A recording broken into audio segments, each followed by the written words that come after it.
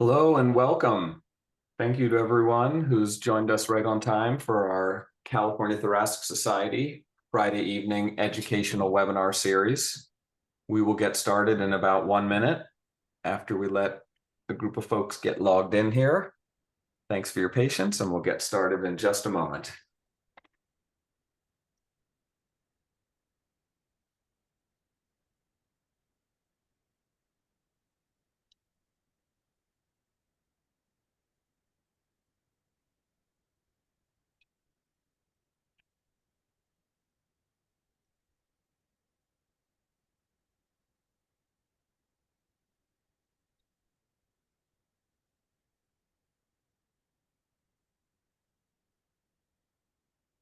I can see a few folks logging in right now. As soon as they have joined, we'll go ahead and get started.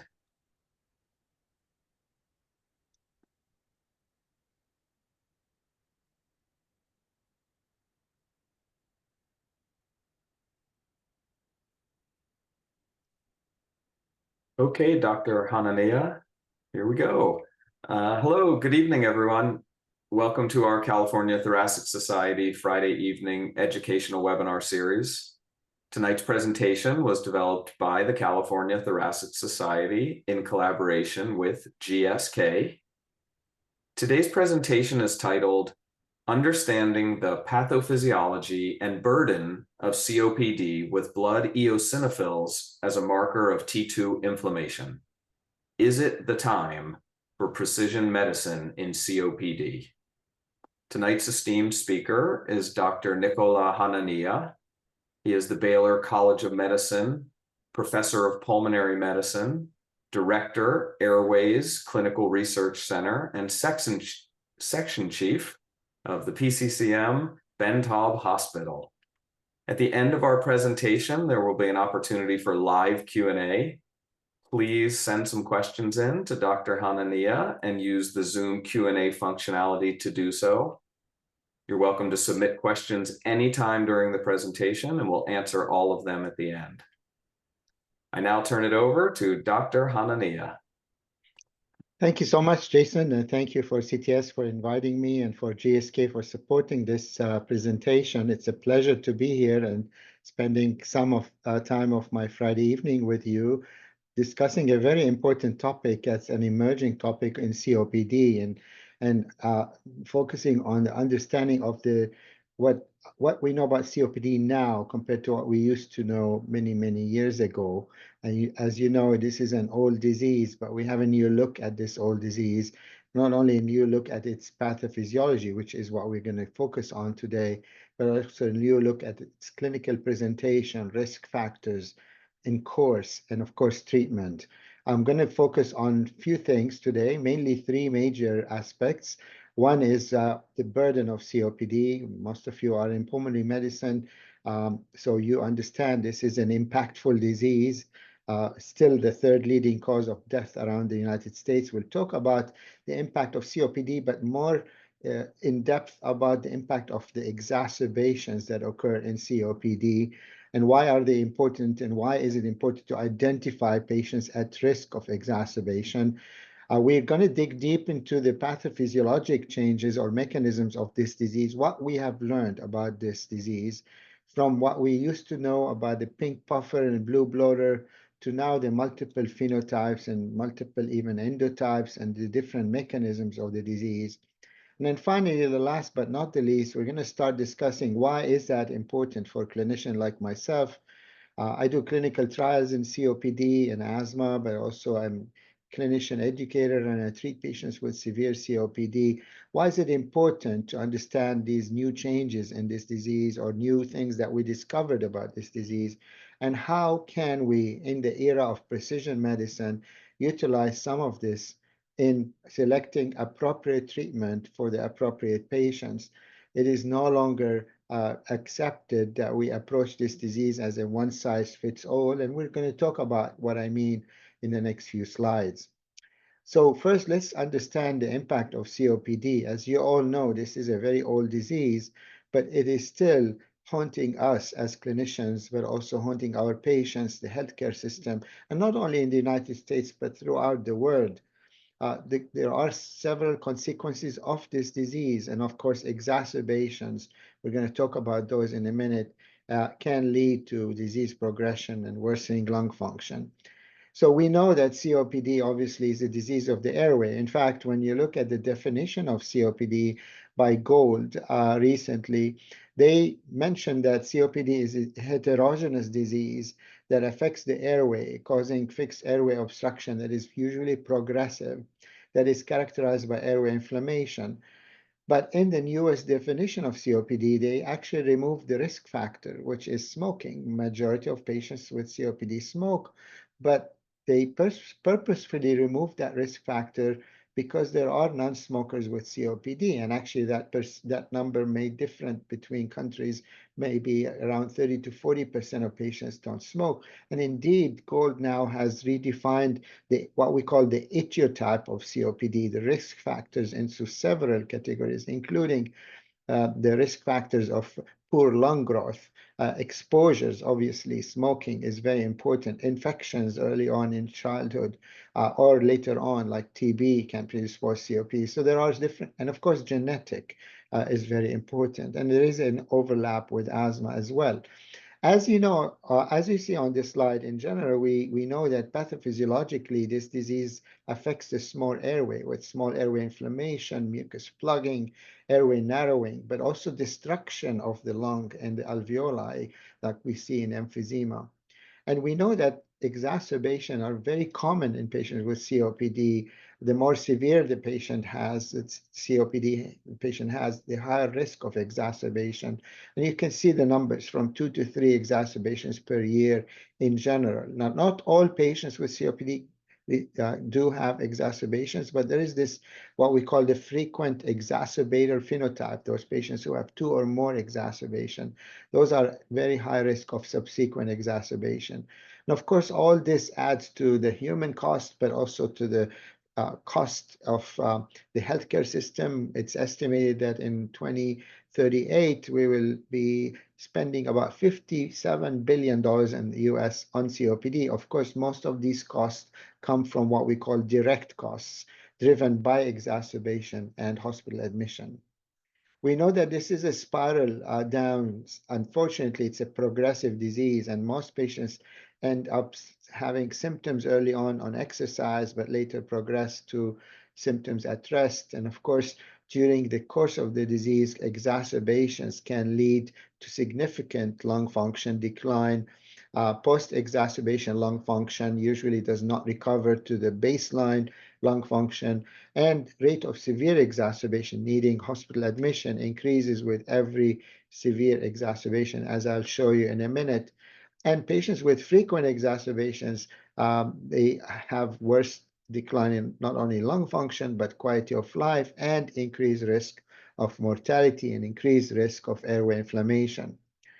These are some data from a large study. It's an epidemiologic studies, but also collected from other studies that have been published since then. But Sami Suisa in Canada many years ago, looked at a cohort of patients with COPD who have what we call severe COPD. When we say severe, meaning leading to hospitalization. And 11% of patients with COPD died less than 90 days of hospitalization.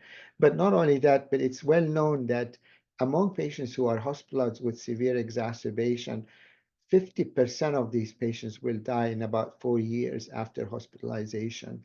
So there's a very high risk of not only death during the hospitalization initially, but subsequently. And you can see from this slide, or from the graph on the left, with every subsequent exacerbation, there is an increased risk of a further exacerbation.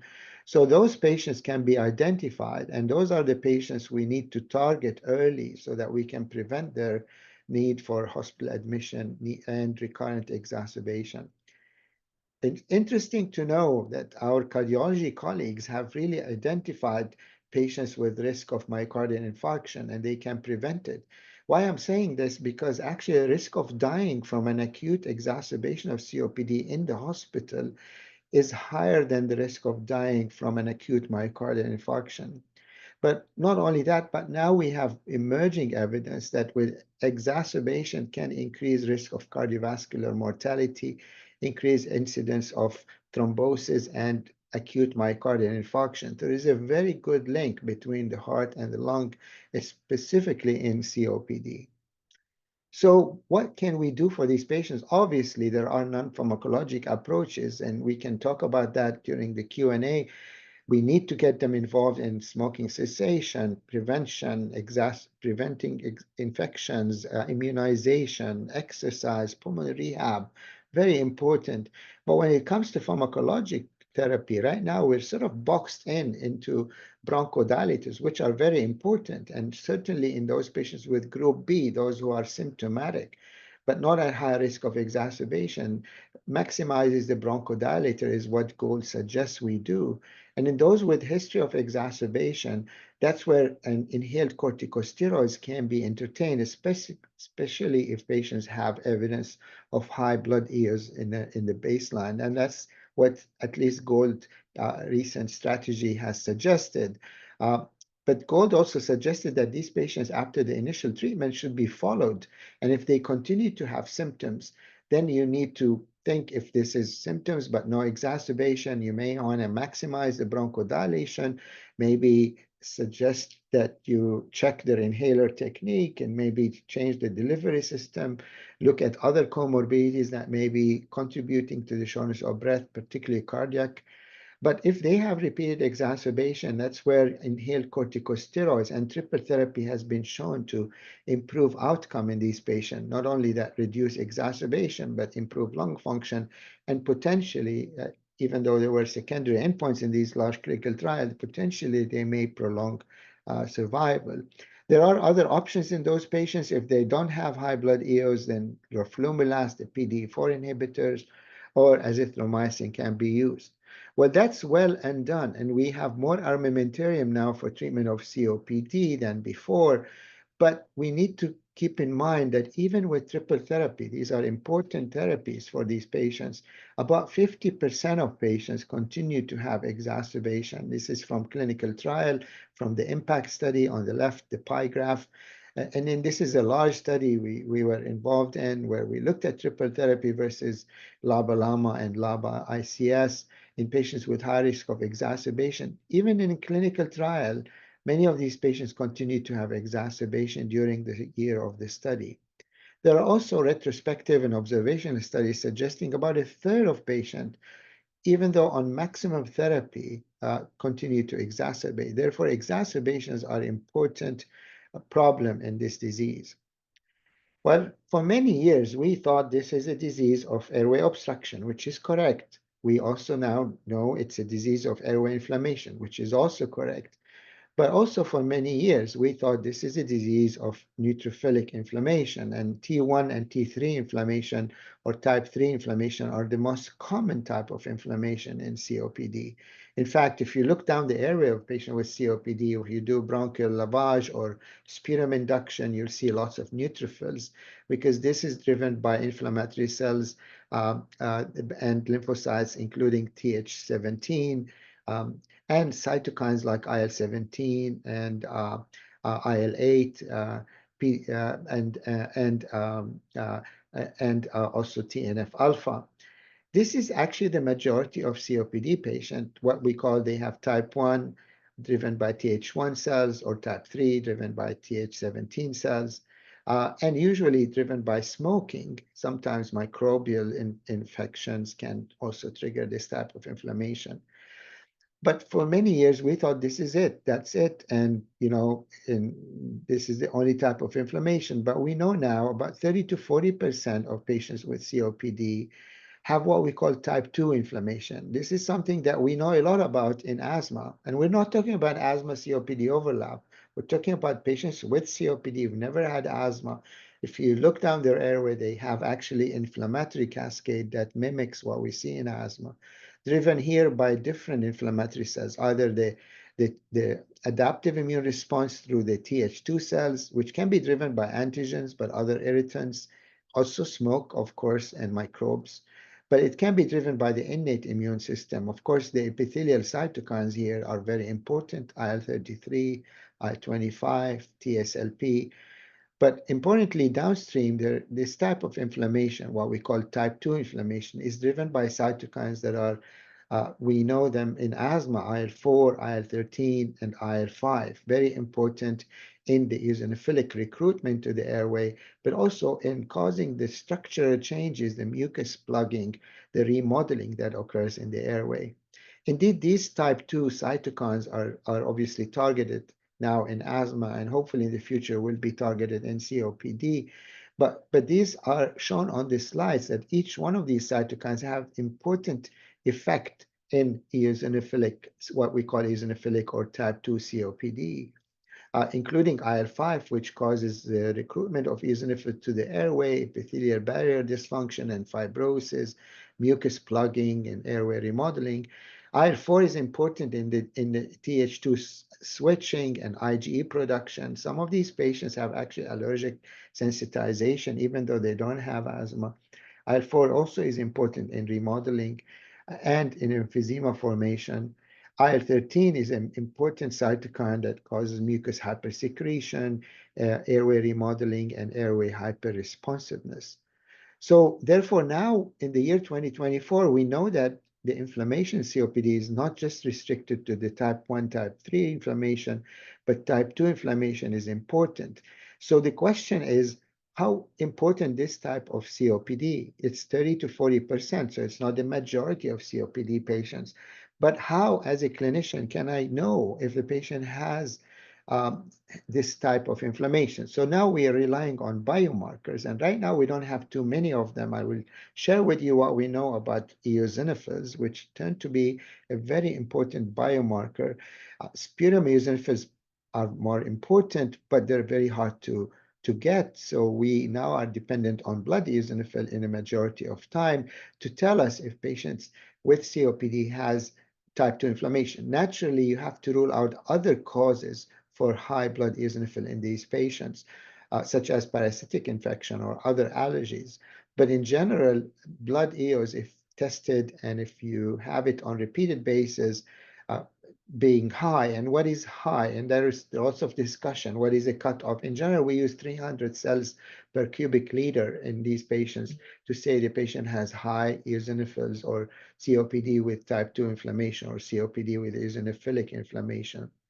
There is another biomarker, FeNO, which we know we use it a lot in asthma. The emergence of FeNO in COPD is still very slow. There are some data to suggest, and I'll show you one slide in a minute, that high FeNO may be associated with increased risk of exacerbation.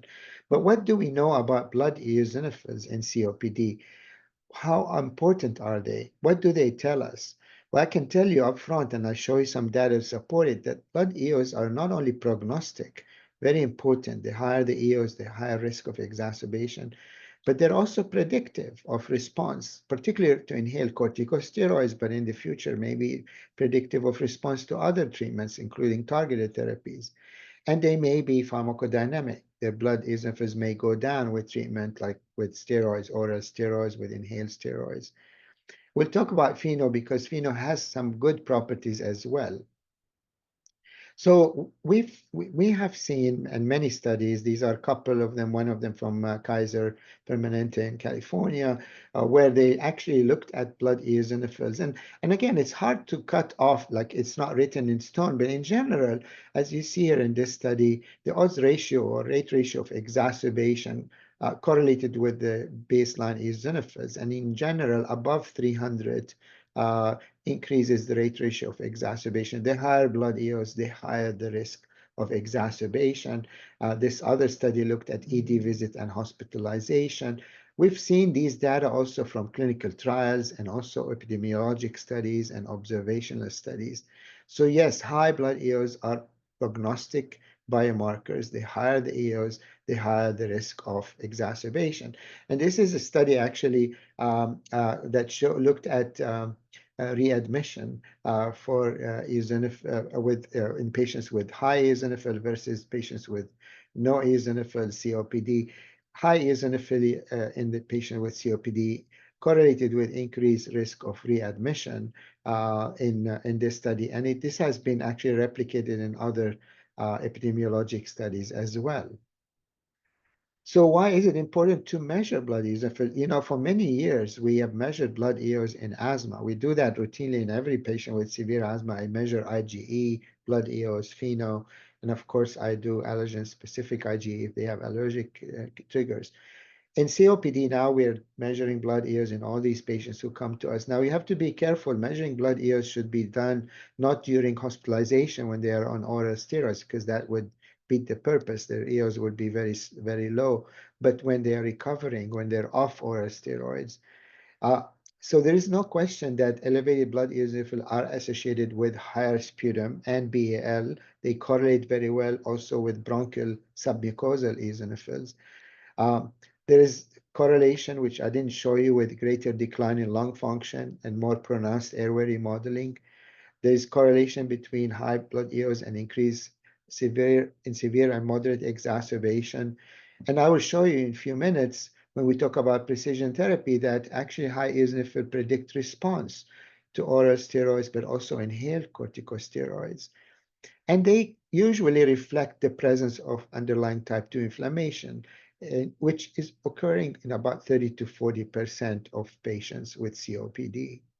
What about FeNO? I don't have too many slides to show you about FeNO because we're still now gathering information.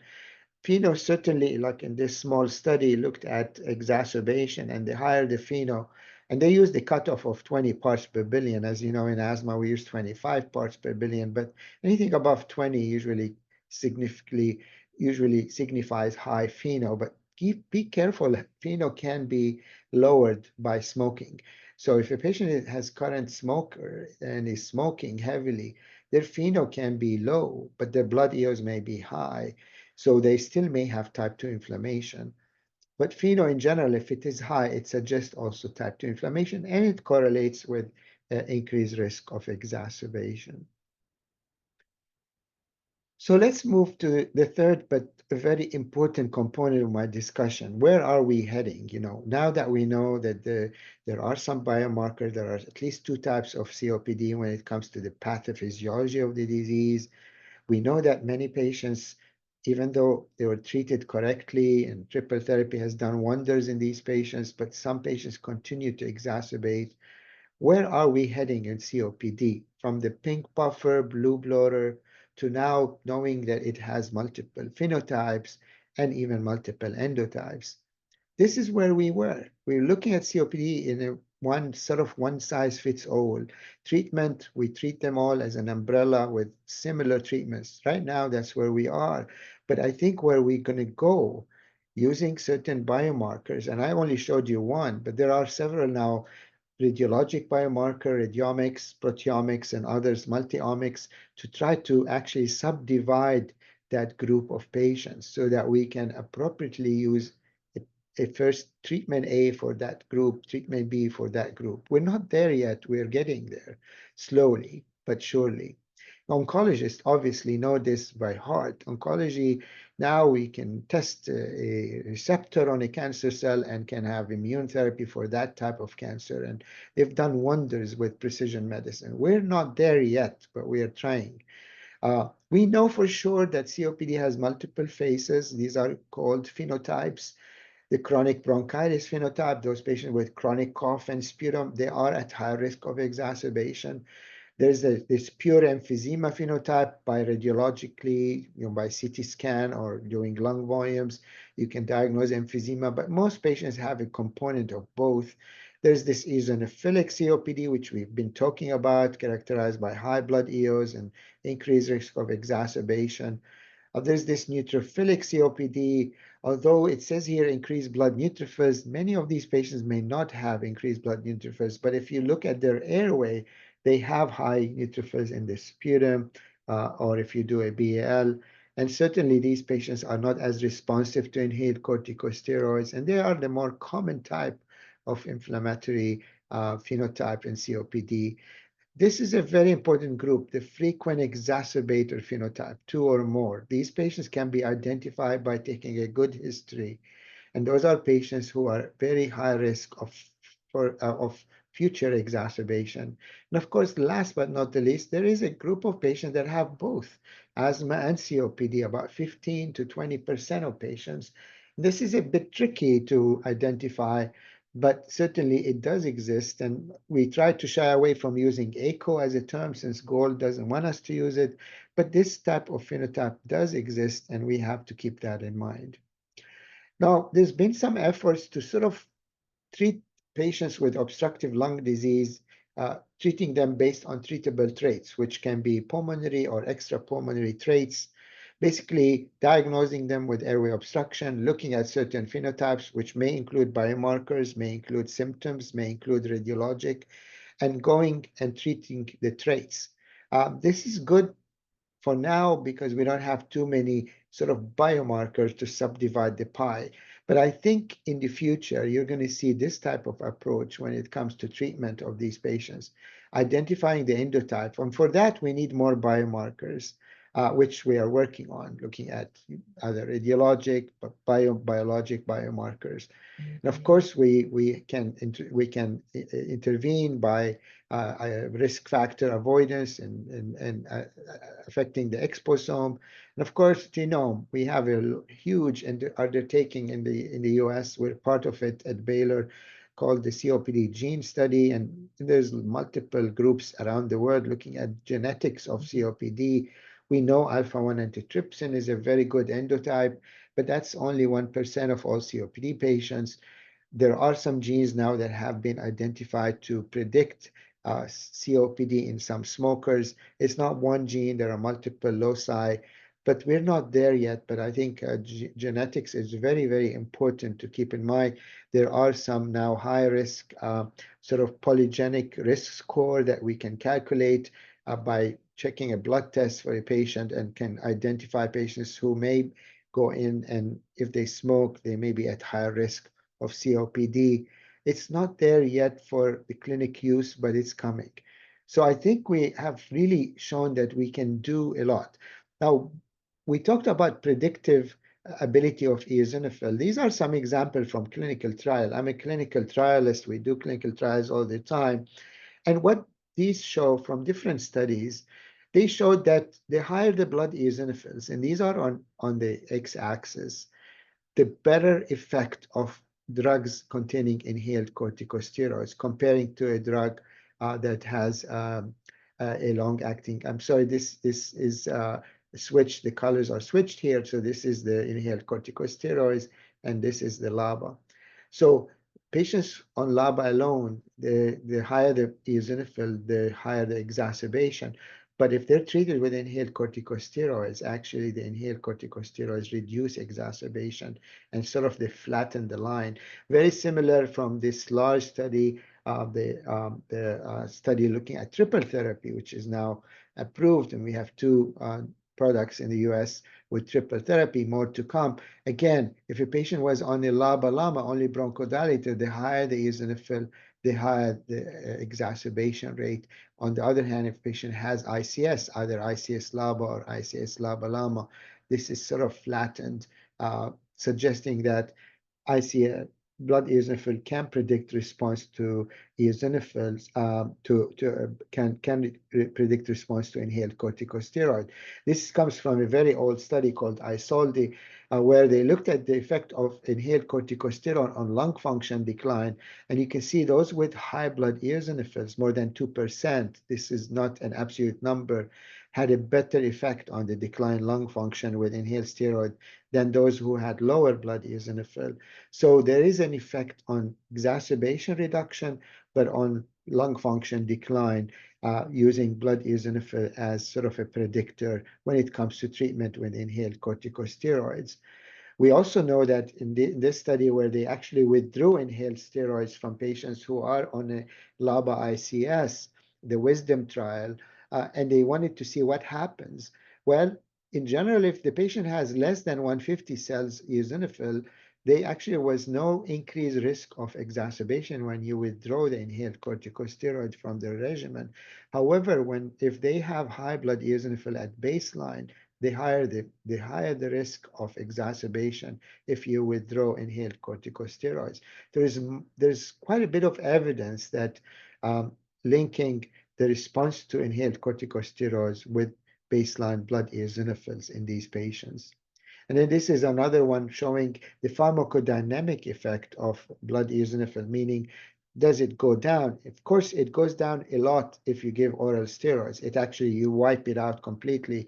But also this study, although very small, suggests that inhaled corticosteroid can reduce blood eosinophils in this small study.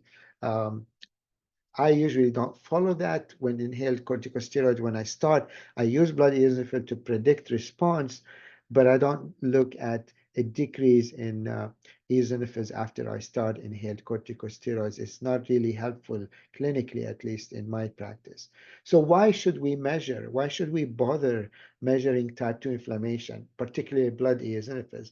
Well, I hope I convinced you that type 2 inflammation is common. Of course, it's not the most common type of inflammation. COPD occurs between 20 to 43% based on these references that you see on this slide. So that's substantial, about 30% of patients with COPD.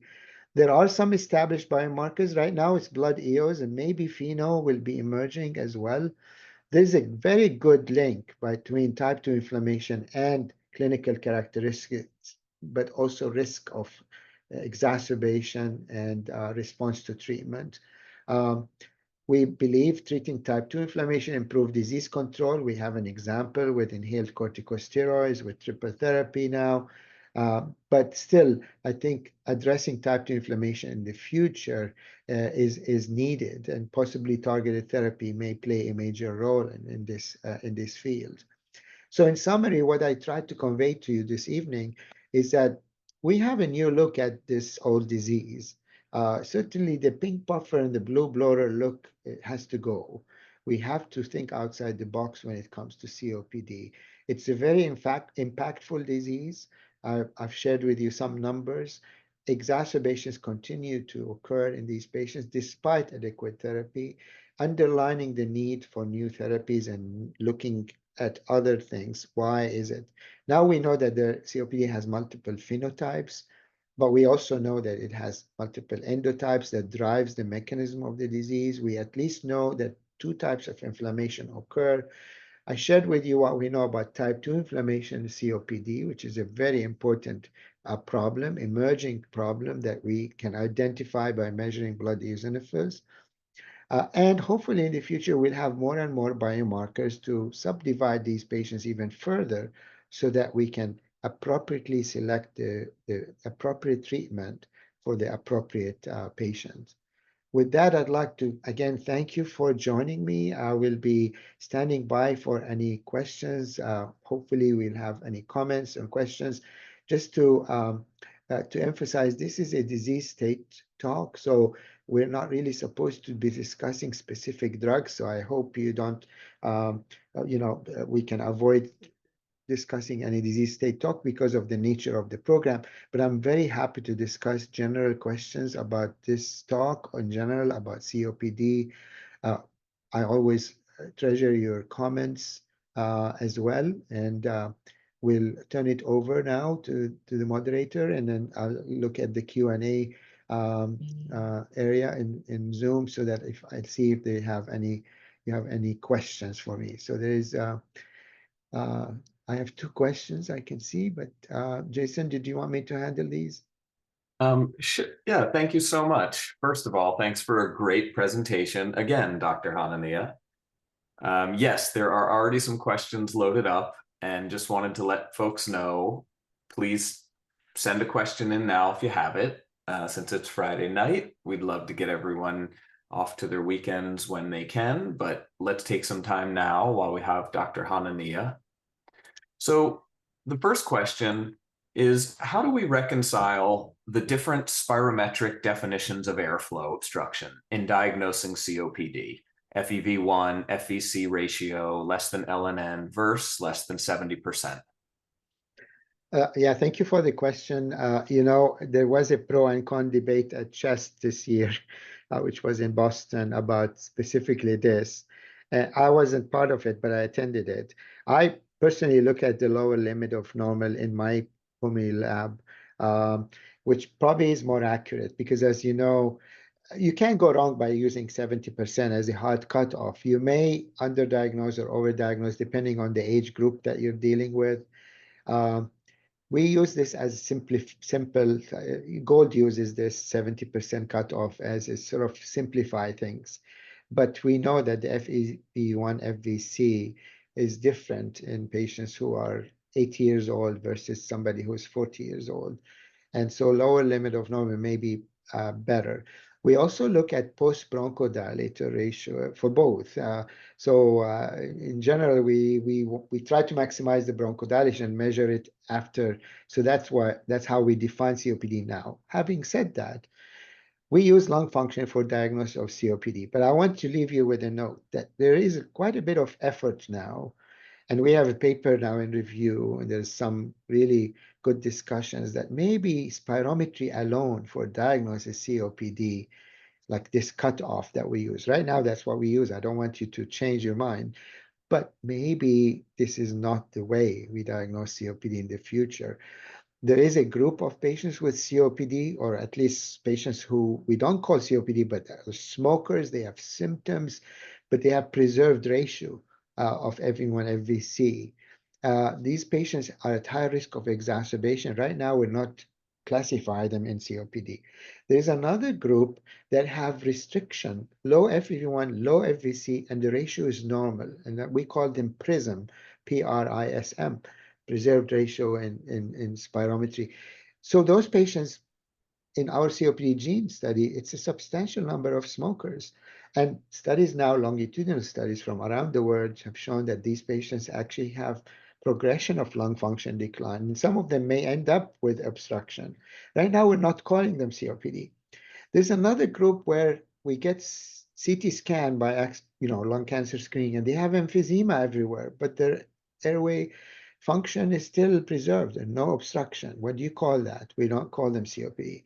There's another group that you do lung volumes and diffusion, and diffusion is very low, and yet we don't call them, COPD. So there's this entity called pre-COPD that includes those symptomatic patients, those with lung with CT scan changes, but also that physiologic small airway function using iOS device. Now it's becoming more popular.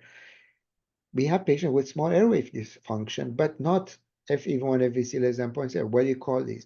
So there's an entity called pre-COPD. There's actually some real discussion now. Maybe we should think twice in the future before limiting to the diagnosis to only those with the ratio. Sorry for the long answer to the question, but I appreciate it. I hope you'll keep thinking outside the box about diagnosing COPD in the year 2024 and beyond. Thank you for that very thorough answer. Another question.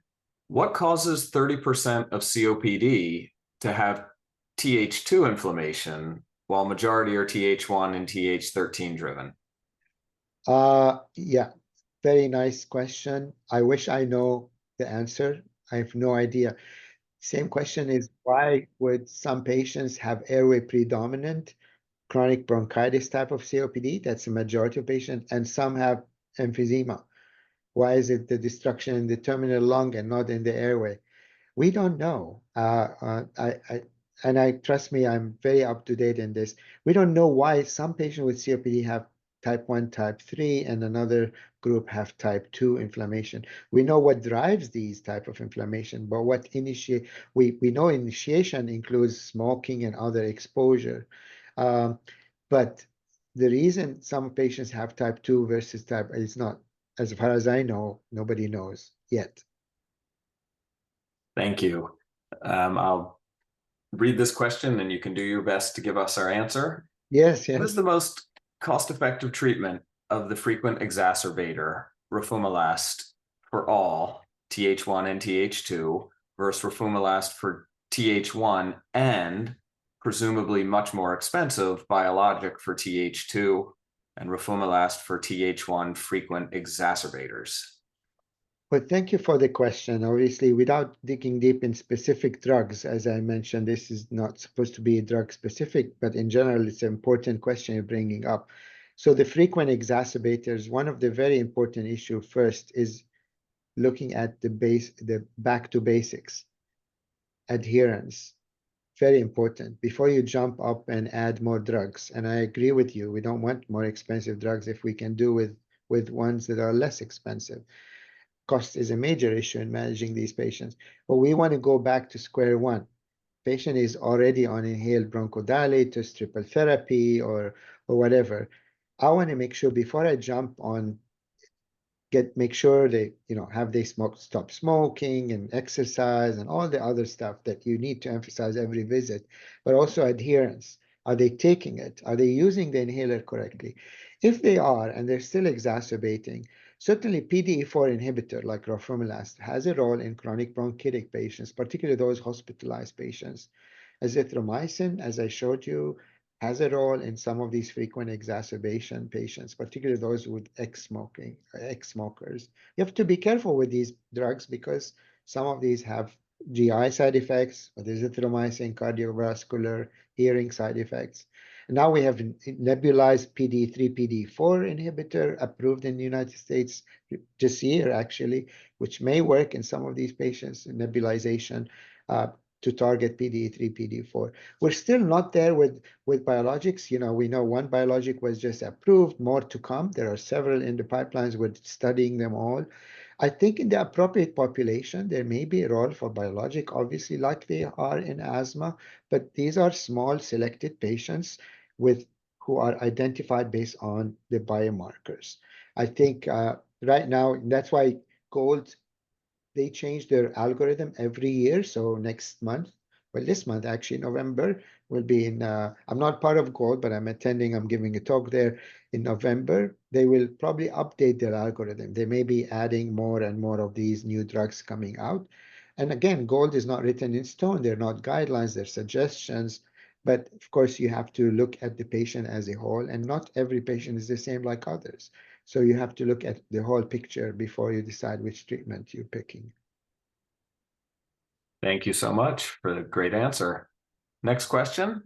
How does the COPD asthma overlap picture fit into the analysis and treatment protocols for type 2 inflammation and COPD? Yeah, thank you for the question. Obviously, asthma COPD overlap patients have type 2 inflammation because they have asthma, which is mostly 70% of asthmatic is driven by type 2 inflammation.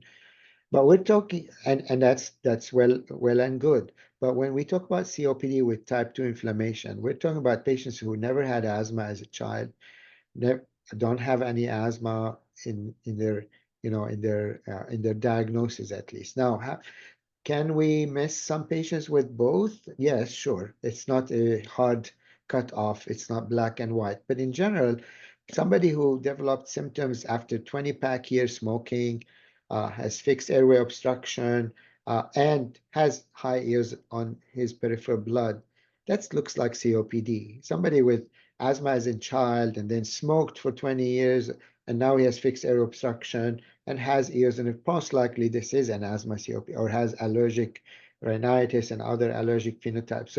So as a clinician, it's sometimes very hard to differentiate, but most of the time, if you spend some more time, you can. Now, somebody was telling me, does it matter? Well, it does from the prognosis point of view. Somebody with asthma, they need to not be labeled COPD if they don't have it.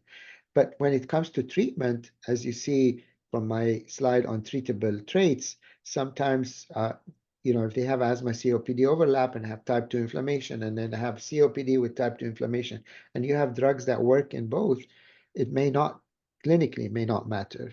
It may, you treat them targeting the type 2 inflammation, whether inhaled corticosteroids, which is the option right now we have early on. So with asthma COPD overlap, compared to COPD alone, you have to treat them for asthma. You have to use inhaled corticosteroids early and not wait until they exacerbate, like we do with usual COPD.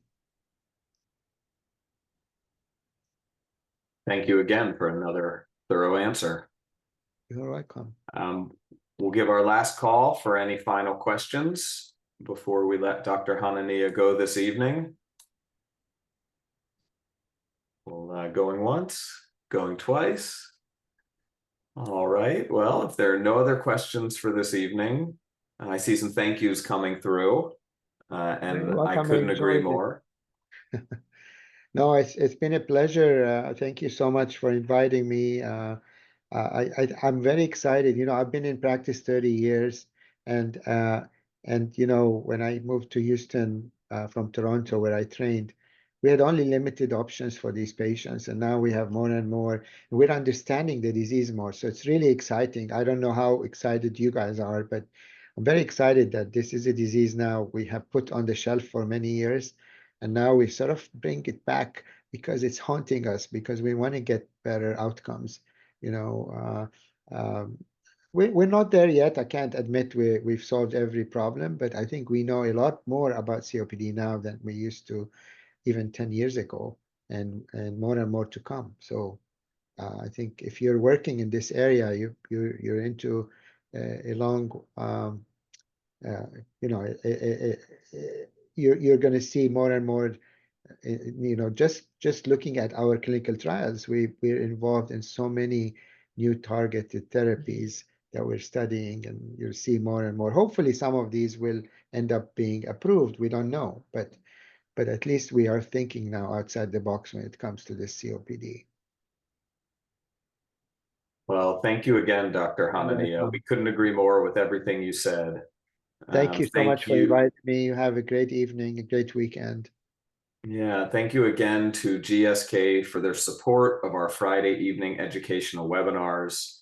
We really sincerely appreciate the opportunity to have these educational partnerships and open dialogue and opportunity to ask questions and talk about these things.